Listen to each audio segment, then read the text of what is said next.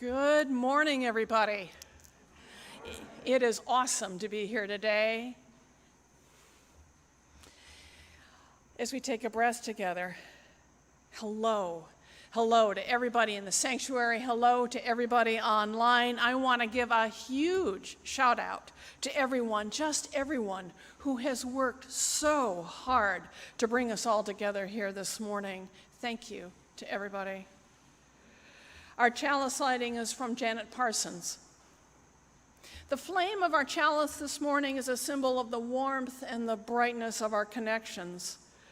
The flame lights our way back together again from our separate summer lives, and it lights our way forward into this new congregational year of promise and renewal. Welcome, everybody. It is great to see you.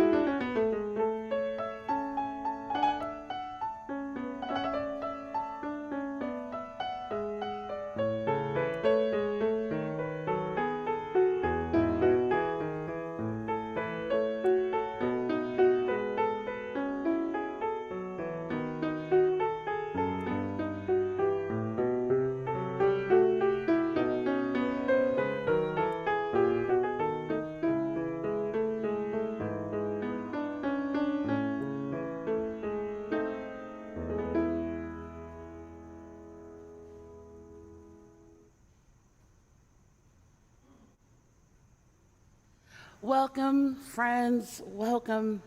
Welcome to each of you beyond these four walls, those who are physically here in the space this morning, or those who may be joining us later.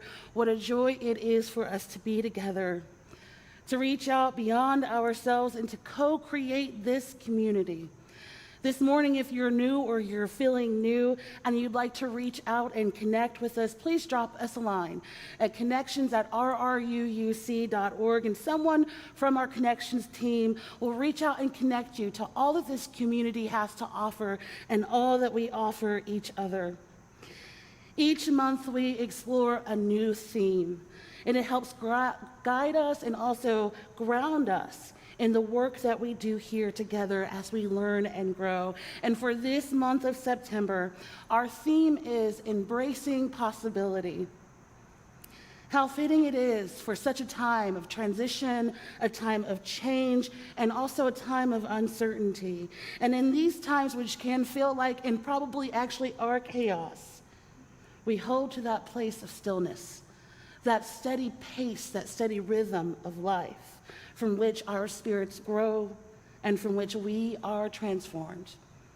Come, let us worship together. And now I invite us to open up our time of worship with song. And although here in this physical space, we can only sing within our hearts, we know that our tune will be carried far by those around us and beyond these four walls this morning. So would you join us in our opening hymn, Come, Come, Whoever You Are.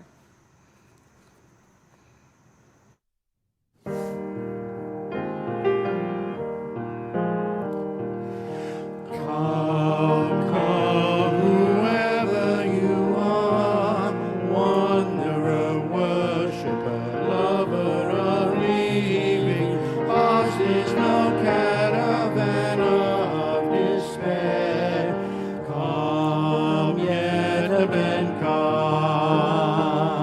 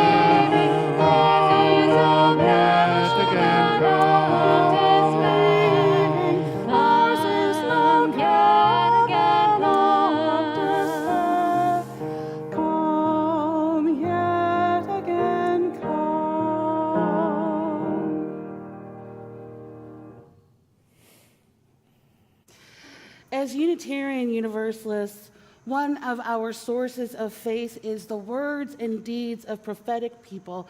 And as we turn to those prophetic voices to learn, to gain insight, and to live into our values, we do this as a multi-generational congregation. Each week we learn together and share in the wisdom of all ages. And today we learn from a well-known, well-worn story with fresh eyes.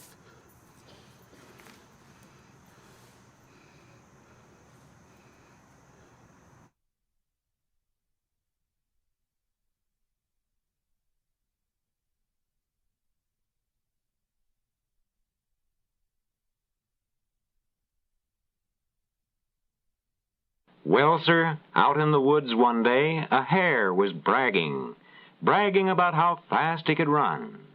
Fastest runner in the woods I am, let me tell you. Well, sir, up spoke an old tortoise. You make me tired, Mr. Hare. I'm not afraid. I'll race you, and I'll win. Why, said the hare, you awkward old box on flippers, I've a mind to snip your nose. Oh, ho, look who's here. What can I do for you, Mr. Tortoise? I'll tell you, the tortoise said. That hare over there made me tired with his bragging, and so I dared him to race with me. Now, I'm not so fast, but I'm steady and sure. I may start slow and I may finish slow, but I'll keep going. All this time, the hare was getting ready for the race, cleaning up his paws, trimming his nails, sleeking back his whiskers.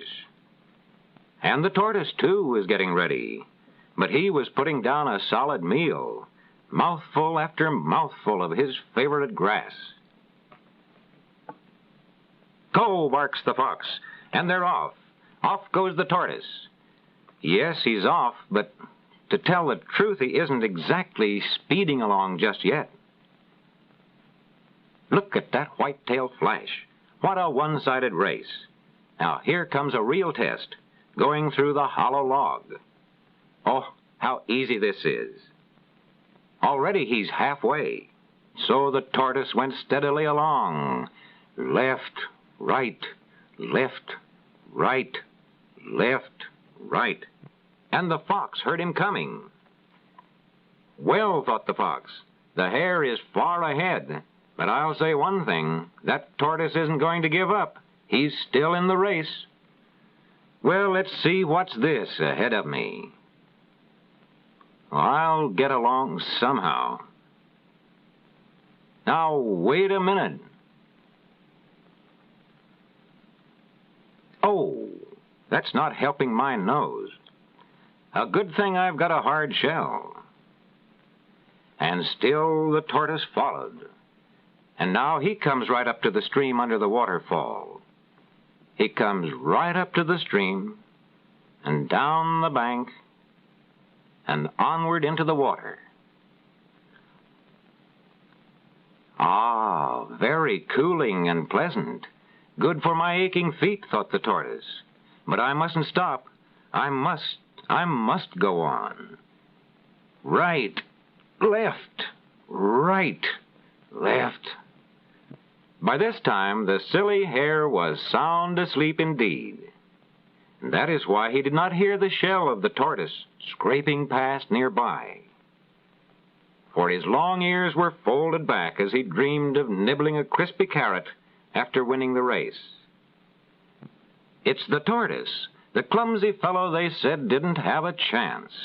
But here he is, he's nearing the line. Will he win after all? Now, the raccoon is a friend of the sleeping hare. He must go, find him at once, find out what is the matter. Down out of his tree hurries the raccoon, down to the ground. He finds the sleeping hare. Wake up, sleepyhead, wake up. You're going to lose if you don't hurry. Oh, what speed! Swiftly down toward the finish line. But you're too late, my friend. The tortoise is already across. The tortoise wins the race. Said the owl, we can learn something from this. A tortoise beating a swift-running hare. It's plain to me that the race is not always to the swift. And perhaps our friend the hare has learned this lesson.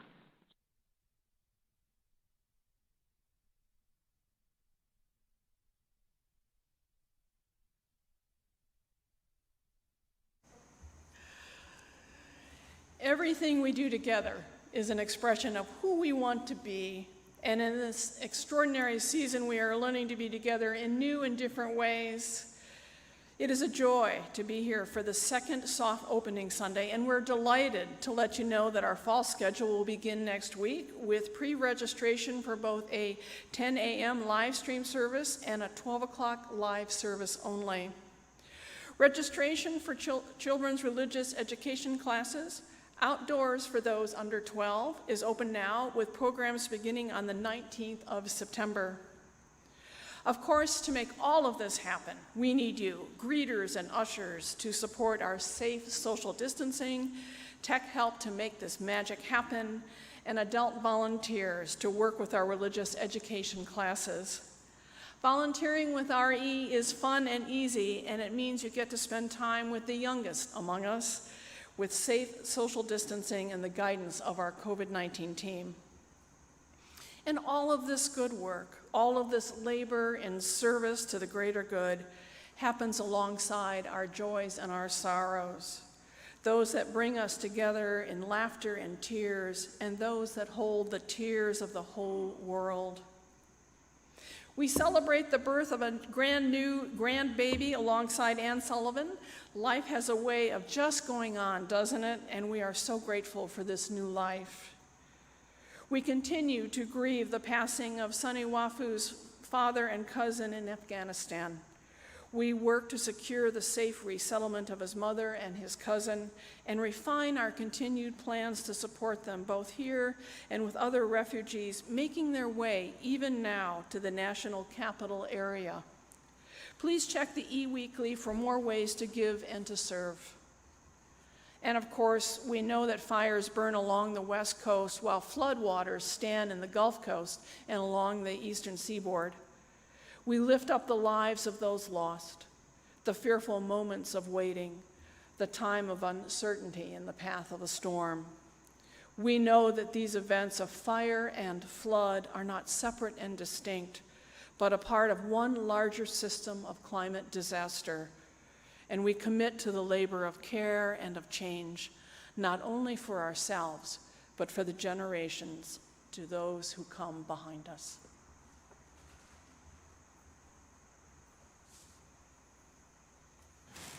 I now invite you into a place and a space of stillness, of groundedness, and of presence.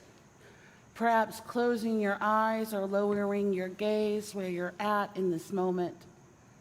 Perhaps steadying yourself, opening ourselves up. Spirit of life and love, we enter into this sacred space. We enter into this space with open hearts, with broken hearts, with weary hearts. The winds of change whip us all around. We hear words like uncertainty, new normal, unprecedented, and our hearts grow tired. When we embrace the possibility, we must ask ourselves, what does that mean in our hearts and in our lives? Our hearts are lifted up to those suffering around the globe. Those in Afghanistan fighting for their lives. Those who are ravaged by climate chaos. Those in our own backyard ravaged by the violence that happens all around us. We are a divided world. We come with divided hearts. And we know that in this space, we need not be perfect. We need not have it figured out. But we look to one another to sustain us for the next part.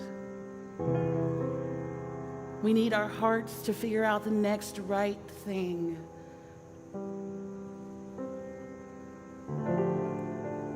we gather in this place, in this space of community,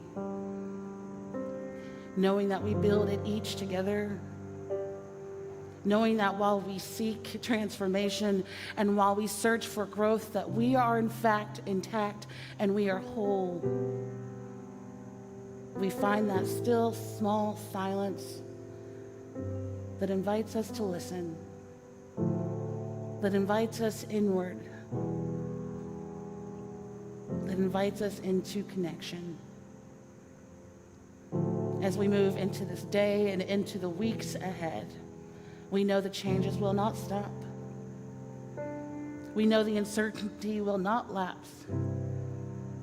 But we are here and we are present. And with one another, we are empowered to be ready, to be stable, to find those places of stillness, even in the midst of the storm. Grounded in gratitude, protected by love, giving grace of ourselves to one another and receiving grace. We hold this in our heart today as we move forward. May it always be so. Amen. And blessed be.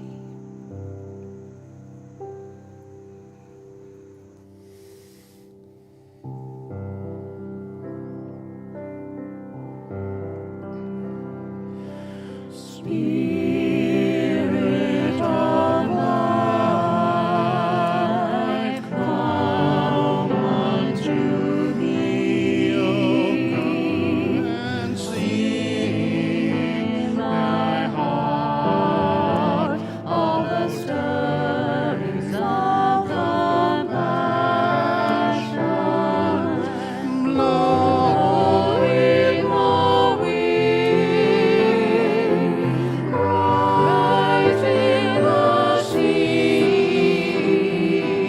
move in the hand, giving life the shape of justice. Who told me close, wings set me free. Spirit of life, come to me, come to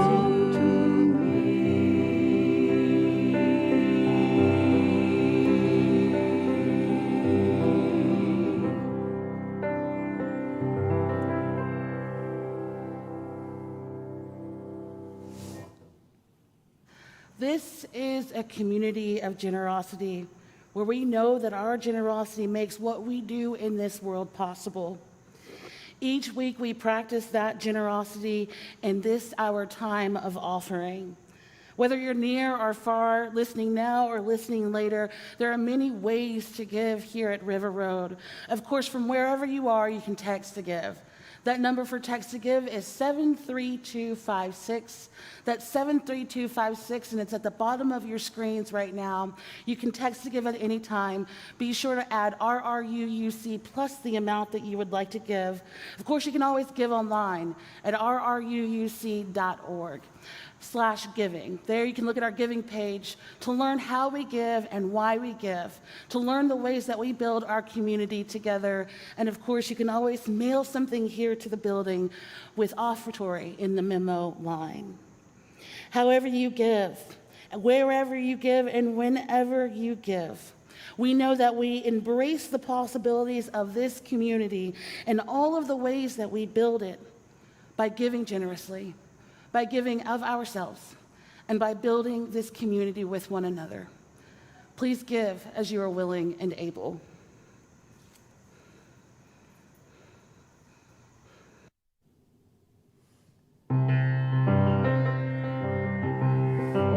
We are going, heaven knows where we are going, but we know within, and we will get there. Heaven knows how we will get there, but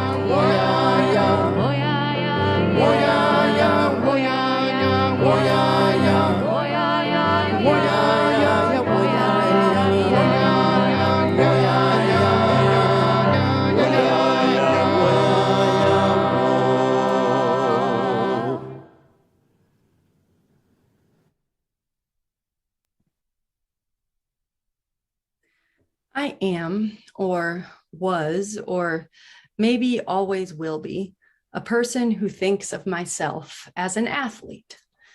For better and for worse, I relate to my body primarily as a useful tool for doing hard things. In fact, there are people in my world who don't know me as a minister or even as a mom. They know me for how many pull-ups I can do in a minute, or the fact that I always need a soft pad under my right knee anytime I'm stretching out, or maybe even the amount of weight I can manage on the bar before my form goes all wobbly and we need to do something about it. Over so many years of relating to my body in this way, I have found that there are bargains that I make with myself in order to keep pushing that hard. For me, most of those bargains are not about anything so grand as performance. They're mostly designed in the interest merely of persistence. So inside my head, the bargains of persistence go a little something like this. At the 40% mark, I will stop long enough to take 5 breaths, which means I only have to make it to the 40% mark, and I only have to think about those 5 breaths. At the 60% mark, I will close my eyes and recenter for 5 seconds while I keep moving, which means I only have to make it to the 60% mark, and I only have to think about that centering. And at the 95% mark, well, then I'll give up all pacing and go for broke, because why the heck not? And on most days, these little bargains that I make, they mean I never have to think about 100% of the workout or the race or the journey. And you can feel me already, even now, expanding this metaphor beyond the ableism implied by the idea that all of us move by walking or running, can't you? On most days, these tiny bargains that I make, they mean that I never have to think all the way to 100% of whatever journey ahead of me feels like too much. They're micro goals that feel so much more achievable than the great big race that is inevitably spread out before us. They're tailored to get me or any of us exactly to the 100% mark, sometimes with nothing at all left at the end, because we have calculated our effort, our output, our energy so fully that we can persist even through a seemingly impossible marathon of effort. Now, at this point in the pandemic, or at this point in the political season or the news cycle, most of us know that this journey of crisis and response we are on is a marathon and not a sprint. In fact, we've spent the better part of the last 18 months telling ourselves this. Pace it out, we said. Do one thing at a time. Take 5 long breaths and a nap when you need one. These are the bargains that we make with ourselves over and over again just to make it this far. But what we didn't know, while we were making those bargains all along the way in the last 1.5 years of this pandemic time, what nothing in my whole paradigm has ever taught me is what exactly we're supposed to do when finally we have gotten to the finish line, pacing and bargaining and stretching ourselves all the way to arrive at it, only to find that the finish line is not a finish line at all, but only the starting point for a whole second marathon. What we could not have prepared ourselves for is what T.S. Eliot taught us when he said, we shall arrive again where we started and know the place for the first time. Arrive again where we started and realize it is only time to start again. And you know, to heck with that, right? I don't want to run a second marathon. I don't want to begin again I paced this whole thing specifically for 26 miles of continual progress, not for an indefinite period of indefinite pain. I don't want to know this place for the first time all over again. I want my strategies and my bargains with myself to be successful. And right about now, I know that all along what I wanted from this time was to get to the end of it, knowing I put it all on the line, and I, along with all of you, made it through. I think the honest truth is that none of us is emotionally equipped for the second marathon. Pretty much not ever. And whenever one arrives already tired at the beginning you never asked for, there is trauma that comes hitching a ride with us along the journey. It is, in fact, nothing short of traumatic to realize that what once seemed impossible is now only the beginning of the journey. There is grief in the knowledge that we are not done yet. And it is very difficult to know how to grieve when your disaster is the whole world's disaster and everyone else is exhausted too. And so these times, like right now, these times at the beginning of a second marathon are not times just to pull ourselves up by our bootstraps and carry on. They're moments when we are called to authentic and loving stewardship of our own trauma and our own grief and of our pain. The sisters and cognitive researchers, Emily and Amelia Nagoski, they recently wrote a book about the stress cycles that arise during times of trauma and crisis, both in our personal lives and in the world. In their text, they talk about this constant push and pull in our dialogue between fight and flight, the way in which our magnificent brains make split-second decisions when we are threatened. Fight, turn to face the lion, roar even louder. Flight, run from that lion and never stop running. But an alternative and equally useful response that our bodies also have to trauma is neither fight nor flight, but freeze. In the words of the Nagoski sisters, freeze happens when the brain assesses the threat and decides that you are too slow to run and too small to fight. Freeze is your last-ditch stress response reserved for threats the brain perceives as life-threatening when fight or flight doesn't stand a chance. And so your brilliant body and your miraculous brain, in some moments when the stakes are high, they just shut it down for a moment or a season or a time. Your body and your brain, they slam on the proverbial brake. They stop and let you go still long enough for the threat to maybe pass over. Gazelles do not always keep running indefinitely when faced with the lion. Sometimes they stop. Sometimes the lion even wanders off, and then when the threat is gone, or at least the beast has gotten lazy, research shows that most often the gazelle begins to shake. For a moment, after the freeze that saved your life, everything looks quite out of control.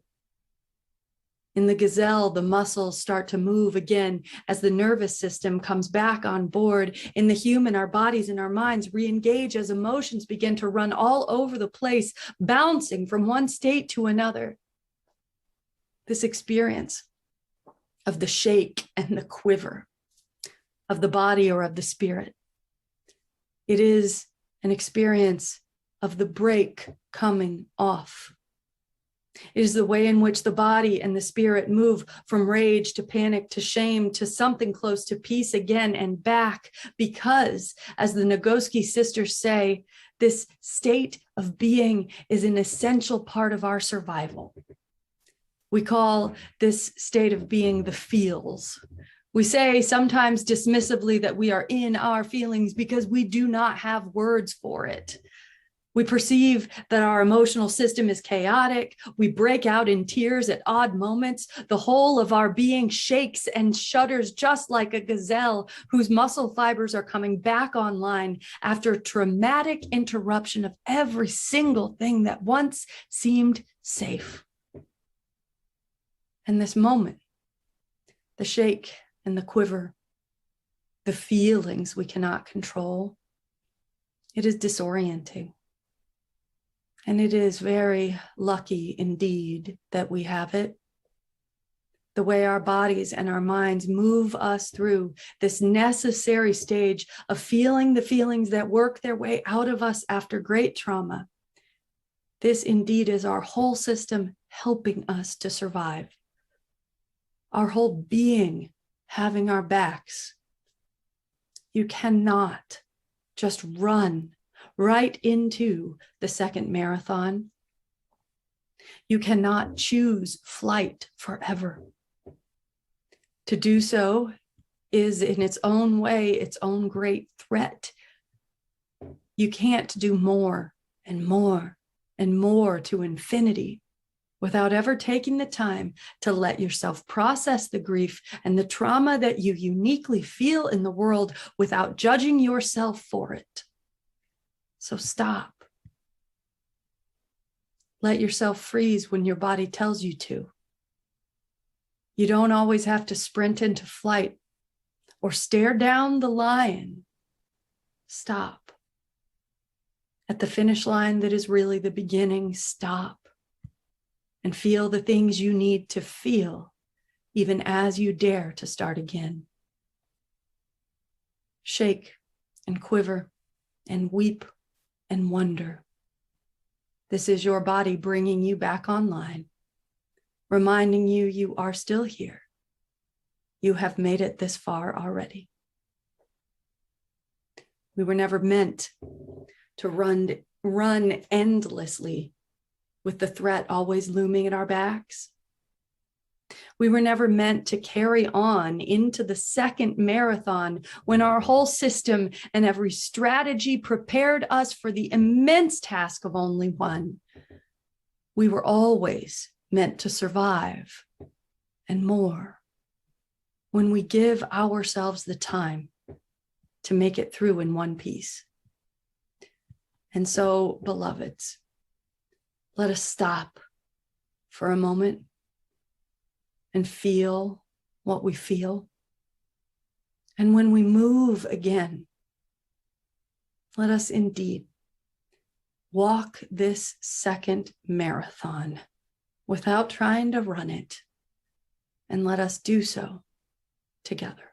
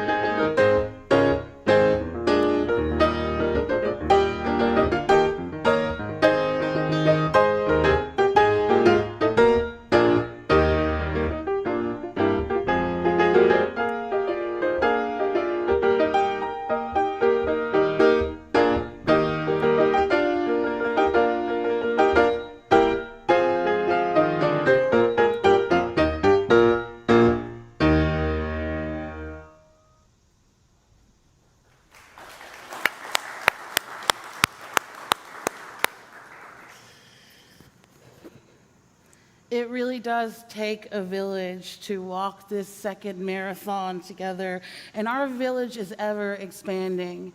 How amazing is it to be able to choose a screen and watch, to extend our spirits beyond this space into the fireside room, to extend our spirits beyond this space into Nancy's living room. What a joy it is to have so many ways to worship together this morning. Of course, it's our wonderful tech team, which makes so much of this possible. Yes.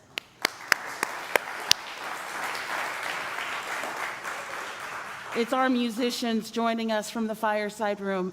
It's Cliff Harden, it's Schwei, it's all of us who come together. And of course, it's our live studio audience this morning joining us as we record this, being present in this space. This is my first service back with people in the building since March 2020. And what a joy it is to be among each of you this morning in this very new, very different, and very dystopian way. But here we are making it work. Here we are wading through the possibilities together.